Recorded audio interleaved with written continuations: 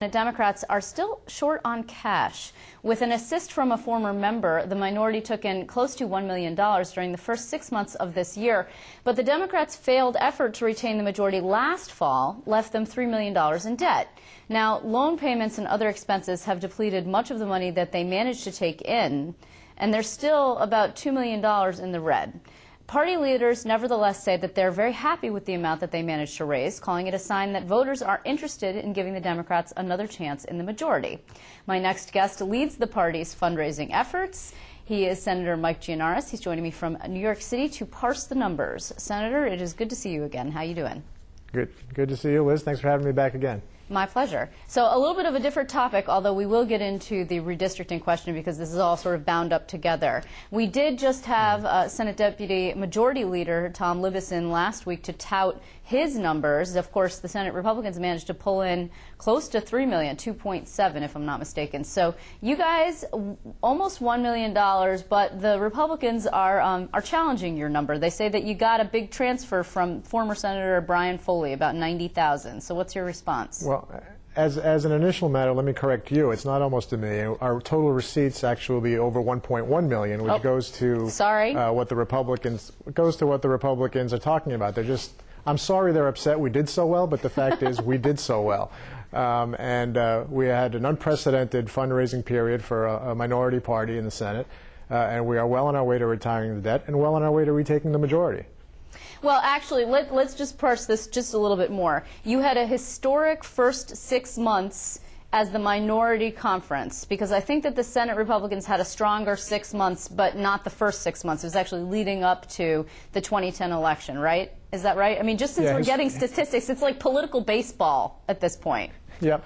Well, yes. Historically, the first filing period of the two-year election cycle is the slowest period, and what we have done is raised more than the Republicans did 2 years ago, by far, actually, in that first period. And so by raising by having receipts over $1.1 million, we have done something that the Republicans weren't able to do when they were in the minority, and we were able to retire a good chunk of our debt, although there's still a fair amount to go.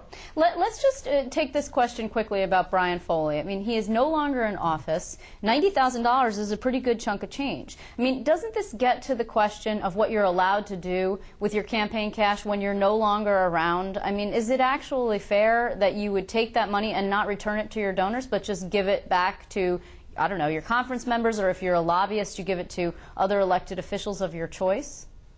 Well, in a way, he was giving it back to his donors. The DSCC last year gave a very large number directly to Brian Foley's campaign to help with his efforts. So in returning the excess funds, he was doing exactly what you suggest, which is returning it to where it came from. Well, as a point of policy, though, would you like to see stricter campaign finance, things that would not allow, like, the lieutenant governor to use his campaign cash to pay rent, for example, or Senator Carl Kruger, who's also a member of your conference, $700,000 on legal bills, Or allowing one individual like Michael Bloomberg to donate $250,000 to the Senate Republicans. Okay. Yes, I absolutely would like to see stricter limits, but it goes in both directions. And until the Senate Republicans say that they're going to abide by stricter limits, we're certainly going to avail ourselves of whatever is legal under the current laws. Yeah, right. No unilateral disarmament. That's generally the rule, right? But as long as everybody plays by that rule, then you're never going to get the rules changed. I mean, Elliot Spitzer tried to change this rule. Remember, he said, okay, I'm going to limit my individual campaign contributions to $10,000, and then everybody else did it too, except then he raised money to help for the Democratic Party to help the Senate Democrats try and flip the chamber.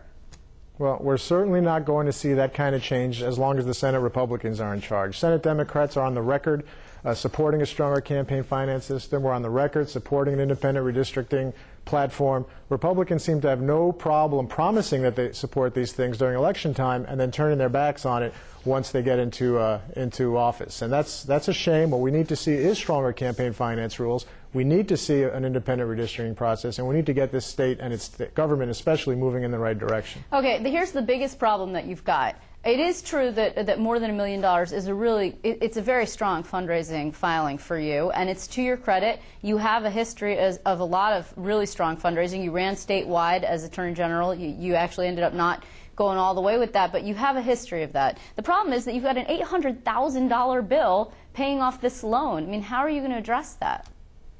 Well, there's no question we inherited a very large debt from the previous DSCC administration, and it's going to take us some amount of time to get through that. And what we showed last week was that we're already making strides to do that, and we're going to be in very good position come the election year next year to compete everywhere where we need to compete. And given the political dynamic, I know you and I have talked about this before, we're very confident that we're in a presidential election year with the downstate shift in population that's taken place, with the change in the counting of prisoners, that it's a political imperative that Democrats are retaking the Senate, and we're going to make sure we're in the best position politically to advance that agenda. Senator, you said that you inherited this from the previous DSCC administration. That's actually Senator Jeff Klein, now the head of the Independent Democratic Conference. I mean, did you not sign off on this personally? My understanding is that all individual rank-and-file members of the conference, or most of them at any rate, are personally on the hook for this debt.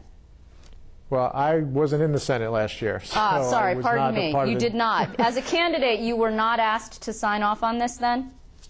I was not asked to sign off on the incurring of $3 million in debt. No, I was not. I was not part of the decision-making process I see. Okay. So, but you do have members like Senator Liz Krueger, for example, who is on the hook. I mean, if for some reason you guys default, that actually you have members who are personally responsible for this. Is that correct. Right?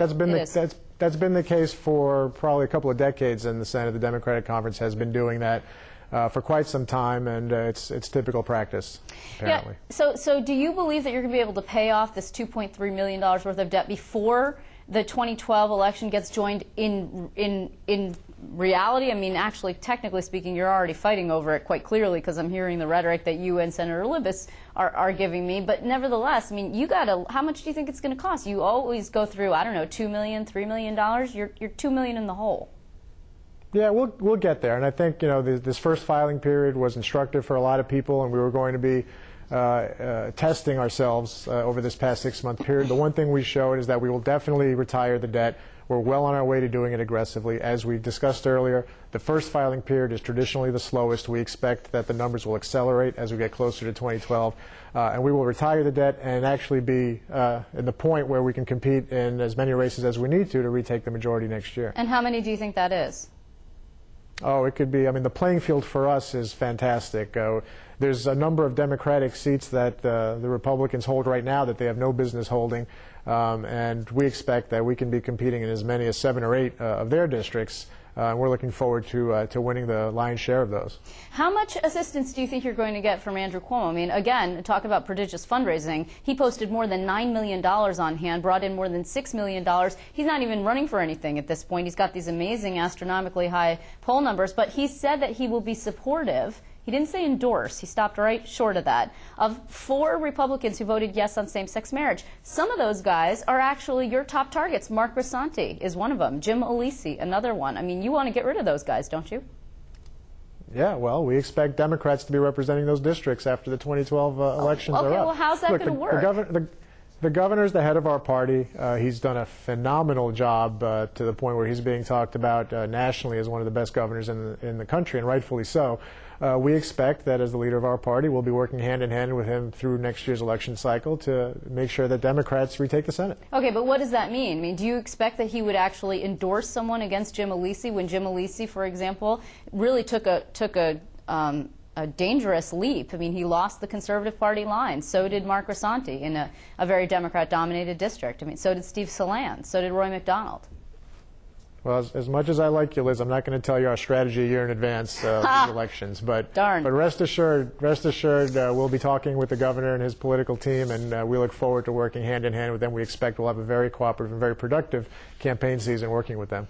Okay, and just in closing, you know, Senator Libous, and I'm sure that you saw this, said that he thinks that even if there is redistricting, and of course there will be, in some way, shape, or form, there will be new lines. We just don't know who's going to end up controlling them. Will they be vetoed? The governor said they will. He said even with the Democrat-dominated districts that we expect will be drawn in 2012, he thinks that the Republicans can still win.